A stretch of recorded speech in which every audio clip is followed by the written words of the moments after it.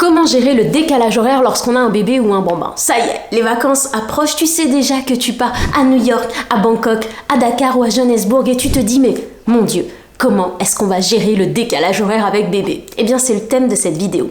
Aujourd'hui, je vais te donner mes 8 conseils pour gérer au mieux le décalage horaire avec ton bébé ou ton bambin. Avant de rentrer dans le vif du sujet, surtout n'hésite pas à t'abonner. Je poste ici des vidéos toutes les semaines pour t'aider à gérer ton quotidien avec ton bébé ou ton bambin. Bon, prête? On rentre dans le vif du sujet. Premier conseil, s'adapter progressivement. Alors, je préfère prévenir, ce conseil-là, il n'est pas pour tout le monde. L'idée ici, c'est de venir quelques jours ou peut-être même une semaine avant ton voyage, décaler, ajuster les horaires de sieste et les horaires de coucher de nuit de ton bébé ou ton bambin. Mais aussi les horaires de repas. On va venir décaler petit à petit ces heures en fait pour essayer de se rapprocher de l'heure de ta destination. Tu vois ce que je veux dire? On va prendre un exemple. Si tu pars en voyage en Asie, tu vas en Thaïlande et que tu es en France, eh bien tu vas commencer à coucher ton bébé un petit peu plus tôt chaque soir, peut-être 15, 20, 30 minutes tous les soirs. Petit bémol, si tu n'appliques pas ce conseil à toi-même et qu'une fois arrivé sur place, eh bien ça y est, ton bébé il est réglé à l'horaire de la destination et que toi tu l'es pas et que potentiellement tu vas continuer de faire la grasse mat une fois arrivé sur place, eh bien, il faut que tu aies en tête que ton bébé, lui, il sera prêt et il sera pumped up là où toi, tu auras envie de dormir. Donc, comme je te dis, ce premier conseil, il n'est pas pour tout le monde. Il est pour ces personnes qui savent que lorsqu'elles arrivent quelque part, elles s'adaptent en même pas 2 jours au décalage horaire. Moi, personnellement, je mets plus de 2 semaines à m'adapter au décalage horaire. Donc, du coup, je n'applique pas ce premier conseil, je ne fais rien en amont parce que je sais que mon fils, il va se réveiller à 8h du mat et que moi, je serai au bout de ma vie dans le lit. Donc ça, c'est à toi de voir si ce conseil-là, tu l'appliques en fonction de toi et comment tu gères le décalage horaire. Deuxième conseil, se synchroniser rapidement une fois sur place. Une fois que tu es arrivé, ok, destination de rêve, plage, soleil, cocotier, il va falloir que tu t'ajustes à l'heure locale. Pour ça, tu vas tout simplement exposer ton bébé ou ton bambin à la lumière du jour pendant les heures d'éveil et en particulier le matin pour l'aider à réguler son rythme circadien. À l'inverse, la nuit, tu vas tout simplement faire en sorte de garder un environnement calme et sombre pour favoriser le sommeil et aider notre fameuse mélatonine à faire son apparition. Donc qu'est-ce que ça donne? Une fois de plus, tu pars en Asie, tu es en France et ton bébé est encore endormi à 10h du matin. Il est en aucun cas question de le réveiller et de lui dire « Allez, on y va, on avait prévu une randonnée ». Non. On va toujours privilégier le sommeil. Mais on va peut-être ouvrir les volets et laisser la lumière rentrer dès qu'on est réveillé, peut-être à 8h du matin. Oui, ne t'inquiète pas, même si ton bébé dort, son horloge interne est capable de capter la lumière et de se dire « Ah tiens, il fait jour, on va venir se réveiller ». C'est pour ça qu'il se réveille plutôt en été, n'est-ce pas?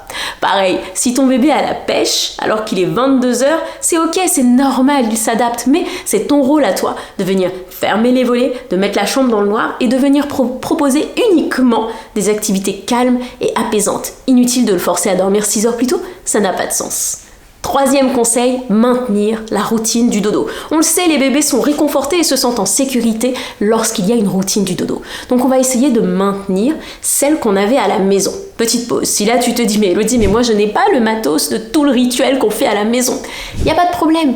Si par exemple à la maison tu sais que tu lisais des histoires, tu vas peut-être pas lire le même livre que d'habitude parce que ton livre il était énorme, mais peut-être que tu as amené des petits livres, peut-être que tu as un livre audio sur ton téléphone, tu vas essayer de garder le même thème, tu vas adapter. Tu vas aussi continuer de suivre les étapes de la routine, celles qui sont familières, toutes celles que tu fais avant de coucher bébé.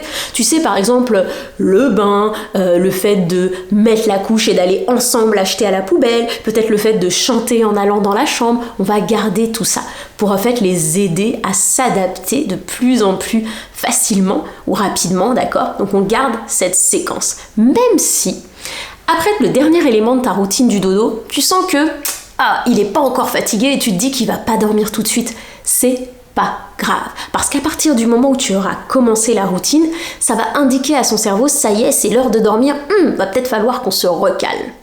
Quatrième conseil, on va s'attaquer aux siestes, d'accord? Une fois de plus, il n'est pas question de forcer un bébé à dormir à cause du décalage horaire ou encore pire, le forcer à rester éveillé. Donc, non, on va lui permettre de dormir. On va favoriser les siestes Par contre, ce qu'on va faire, c'est qu'on va essayer de limiter les siestes trop proches de l'heure du coucher et on va vraiment encourager les siestes plus longues pendant les horaires normaux de la destination, tu vois, afin de faciliter l'adaptation au nouveau fuseau horaire. En fait, l'idée ici, pour que ton bébé s'adapte le plus rapidement possible à l'heure de la destination, c'est qu'il va falloir vraiment prioriser, tout donner sur le sommeil nocturne. La priorité ira à la nuit. Plus on donne la priorité à la nuit, plus nos bébés se recalent facilement. Donc tu fais en sorte qu'en fait, sa longue sieste, elle soit plutôt en matinée ou avant 14h. Bon. 5e conseil, il rejoint mon premier conseil, c'est tout simplement exposer bébé à la lumière naturelle. Pendant les heures d'éveil, il faut encourager bébé à passer du temps à l'extérieur.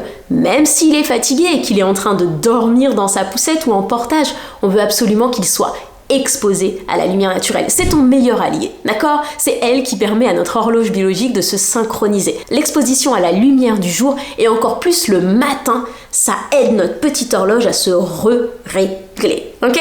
6e conseil, et celui-là on l'oublie aussi très souvent, c'est tout simplement de venir synchroniser l'alimentation. Les horaires de repas de ton bébé doivent aussi venir se caler petit à petit sur la nouvelle heure. Si tu continues de donner le petit déjeuner à ton bambin à 2h du matin, sous prétexte que ouais mais normalement à Paris il est 8h du matin, ça va être compliqué pour lui de se recaler et de se dire après le petit déj, je me rendors. Non. Bon, par contre, je suis pas en train de te dire ne lui donne pas à manger pendant 12 heures, hein. Non, pas du tout. Mais je suis en train de te dire qu'il faut aussi décaler petit à petit le petit déjeuner et les repas, car oui, l'alimentation, c'est la 2e chose qui aide notre horloge interne à se recaler.